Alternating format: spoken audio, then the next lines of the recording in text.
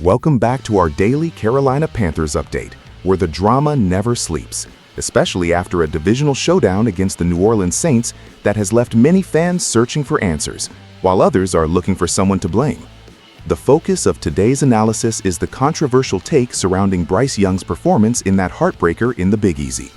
If you have been following the news cycles, you have likely seen the headlines coming from ESPN's David Newton, who essentially claimed that the former #1 overall pick didn't do enough to secure the victory. But here at the network, we are taking a much closer look at the film and the situational football, because the box score alone is a deceptive liar. The reality is that Bryce Young was not the reason the Panthers fell short on Sunday, but rather he was the only reason they were even in a position to compete late into the fourth quarter. Let's start with the hard data. Young finished the day going 15 for 24 for 163 yards and a touchdown pass to Jalen Coker. On the surface, those are not the gaudy numbers people expect from a franchise quarterback in the modern NFL. However, looking at the context of the game plan, it becomes clear that the offensive staff was extremely conservative. The Panthers entered the game with a clear directive to establish the run early and often, despite the fact that the Saints' defensive front was consistently winning the battle in the trenches. Chuba Hubbard and the rest of the backfield struggled to find daylight all afternoon. This placed Bryce Young in a position where he was constantly facing third and long situations, where the defense knew exactly what was coming. Despite this, Young showed incredible poise and accuracy. He was sharp on nearly every throw, and more importantly, he showcased his elite mobility. In fact, Bryce was the team's leading rusher by a significant margin, making plays with his legs when the pocket collapsed, and bailing out a stagnant offense on multiple occasions. Yet despite these heroic efforts, Newton wrote that Young needed to step up in his biggest December game and simply did not do quite enough.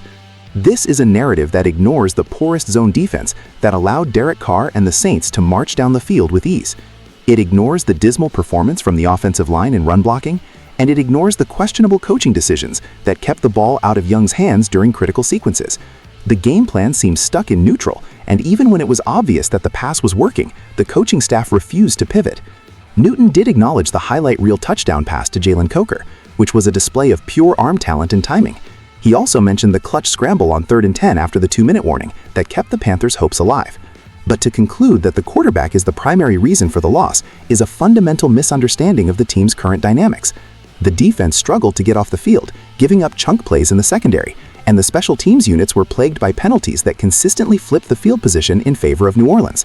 If you look at the 163 yards passing, it is easy to point a finger, but if you watch the tape, you see a quarterback who is being held back by his own environment. Bryce Young was asked to play a specific role within a limited scheme, and he executed that role almost perfectly. He did not turn the ball over, and he gave his receivers chances to make plays on the ball.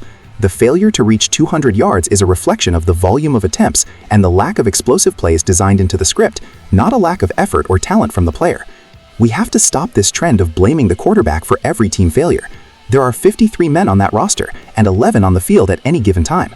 When the defense cannot stop a simple slant route, or when the offensive line is flagged for holding on a big gain, those are the factors that kill momentum. Bryce Young is currently developing into the leader this franchise needs, but he cannot do it alone.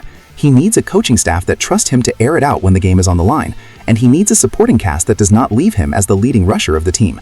As we head into the final weeks of the season, the conversation should be about how the Panthers can maximize Bryce's unique skill set, rather than tearing him down for a loss that rested on the shoulders of the entire organization.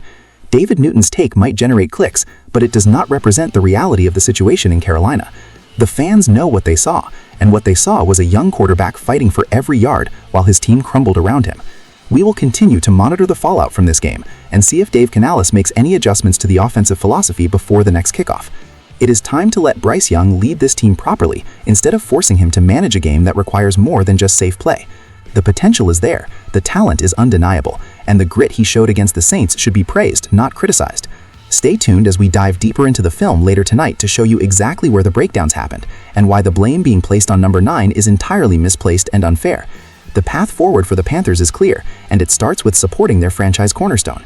Every single snap counts in this league, and when you analyze the performance of a young player like Bryce Young, you have to look beyond the surface-level statistics that the media often uses to create controversy.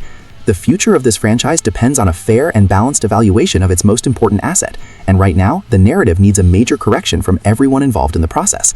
We must recognize that winning is a collective effort, and losing should be treated with the same level of shared responsibility across the entire roster and coaching staff, today, tomorrow, and forevermore and always. This is the truth about Carolina. Believe in Bryce, always keep pounding, and stay loyal to the process, because the best is yet to come for this young man.